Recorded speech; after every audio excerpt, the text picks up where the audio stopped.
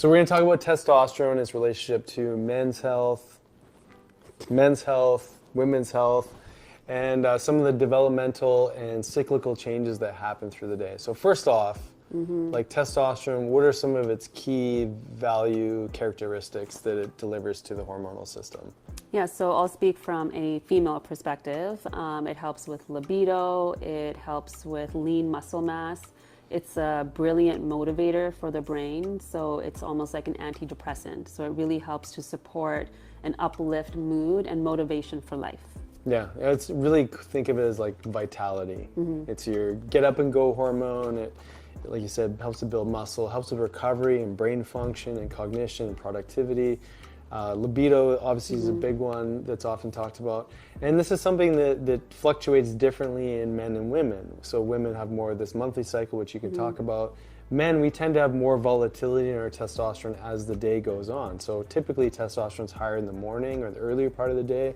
Often, men might speak to like getting those workouts, crushing them in the morning, getting more of their work done in the morning, feeling really productive. Our productivity, our ability to complete a task is tied to that secretion of that hormone too, as is our metabolic health through nutrition and environmental toxins. A lot of these things can impact our testosterone. So we talked about an example in our last week's podcast around some challenges in relationship in regards to tasks and action and getting tasks completed. So the example that I gave was, which one was it? There's so many right now.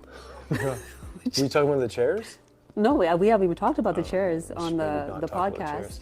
But soccer. So we talked a lot about how a female brain functions a little bit differently than a male brain because we're accessing all these different points from our left and right hemisphere, our hormones like estrogen, oxytocin, like we're just always have this to-do list and we're kind of mapping out not just today, but the next day, the next couple of months. So I had this thought about soccer and wanting to make sure the kids were registered for the months to come because there was changes in their schedules. So I had asked Nick to get that going for them. And I think I maybe asked 5 times. And every time I was like, yeah, I got to do that. Yeah, I got to do that. And it came to a point where all of a sudden I became resentful because the task wasn't getting done. And so we talked about how these changes in the hormones, these cyclical ones throughout the day, impact the priority that you put on what I'm saying. Yeah. So, yeah, interesting. So if we were to sort of map out that testosterone fluctuation through the day, possibly because I go into the clinic more often, I have less time for like admin or just like taking care of the little details of life because I'm typically working more. And so my downtime when I typically come home is more like involved with the kids and making sure that I'm supporting you. And, I've sort of done those tasks and I've finished reading the book to the kids at nighttime. And so my task list of priorities puts things like that relatively low.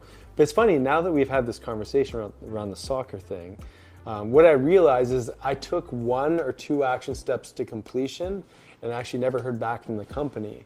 And so part of my delay of, taking it further was that like the action steps I initially needed to take had already been taken, and yet there was no follow through on the other side of things. So it just involves me having to go back and repeat an exercise. And maybe part of me is sitting in frustration that I already tried to deal with that and I didn't get to the outcome that I wanted to in that span of time that I had committed to it.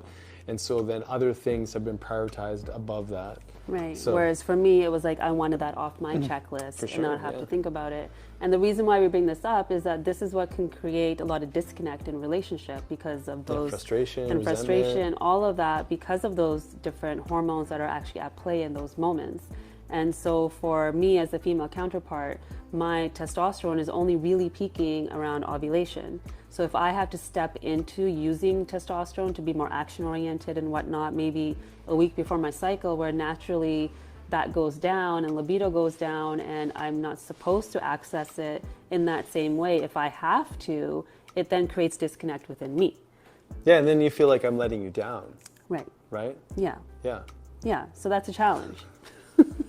So if we can have communication around this is what's going on for each other in terms of where we are in our cycle with our hormones, or even the kind of day that you're having, it can create more connection rather than disconnect. Yeah, and I mean, here's a great example of just being able to take some time to communicate with your partner some of the nuance of that expectation, right? Because sometimes it's a passing conversation. It might be like, hey, did you do that thing? Like, no. But I didn't really like get time in that moment to list off all the things that impeded that particular action or what have you. And so I think that some of that resentment might be misplaced, in relationship. And again, it's not just, one way or another, because we haven't taken time to connect, to really say, okay, this is what happened with that scenario. This is how far I advanced that particular issue. And this is where I hit a roadblock. And thank you for reminding me to get back to that, step number 3. It's not on step number 1, which is where the partner maybe is thinking,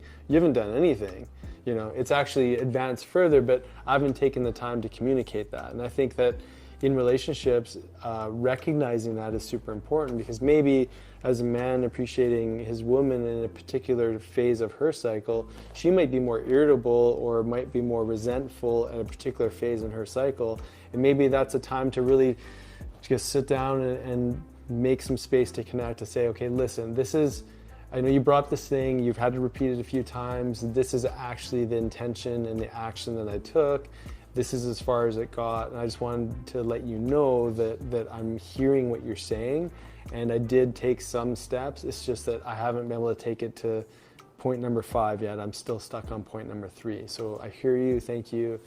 So I think acknowledging timing for a man and woman and recognizing that there's a swing. And even for me, like when I come home from work, the first thing on my list is just to probably eat some dinner and play with the kids a little bit and make some connection with you. It's not really to talk about the list, right? So if testosterone is cyclical for men, throughout the day, where are the peaks? So then women know when it's best to actually communicate these tasks. Yeah, well, I think this is up to the partners to really say, we have a time in the day where it's a typical time to connect and communicate. But what's the physiology of it? So you mentioned first thing in the morning, but usually between 5 and 8 a.m. testosterone will peak, growth hormone will peak, and what are other times in the day where there's more peaks of testosterone? Well, I think it's going to be there's so much variability. I don't know if there's a particular time. I mean, testosterone to some degree might follow a bit of a cortisol pattern through the day. So cortisol is highest in the morning too, and then it sort of flattens out and lowers, hopefully, if things are balanced properly before bed. But honestly, I think when it comes for men, typically having a conversation after an action has been completed, I think is a sweet spot for communication, because they're or we are hey, I just completed something. I feel good about myself. I'm ready to take on the next action step. If we're sitting in inaction and we haven't, maybe just, watching TV, watching the football game, probably not the best time to have a conversation with a man at that point in time, or trying to move something along on a to-do list, because they're checked out, right? Yeah.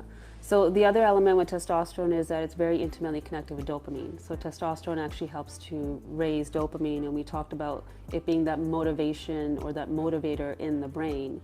And so things that are going to support your dopamine are also important in supporting your testosterone, and more so the healthy habits, because dopamine can be spiked with, for example, we talk about kids and the video games or pornography, foods that are high in sugar. There's all these unhealthy or challenging habits that will increase the dopamine, which will also falsely kind of increase that testosterone and that feeling of motivation, but for a very short period of time. But if we can learn habits that are going to support that testosterone from a different perspective of whether it's fasting, or maybe it's exercise, movement, connection, nutrition, things that are action-oriented, that will help support your true testosterone and the dopamine spikes that we actually need for connection. Yeah, here's I think here's a little hack for a relationship.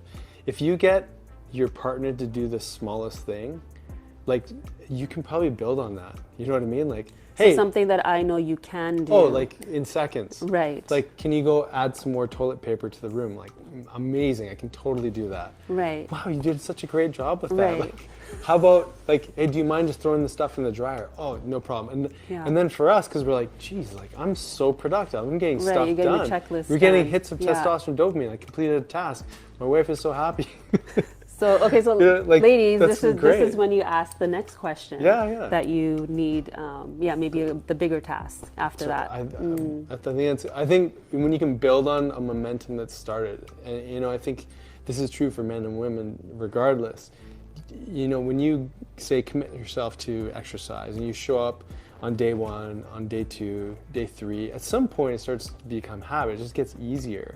And so I think in general, stacking habits is just a really great strategy. Okay, so there is a solution right now for the testosterone drive and getting things done.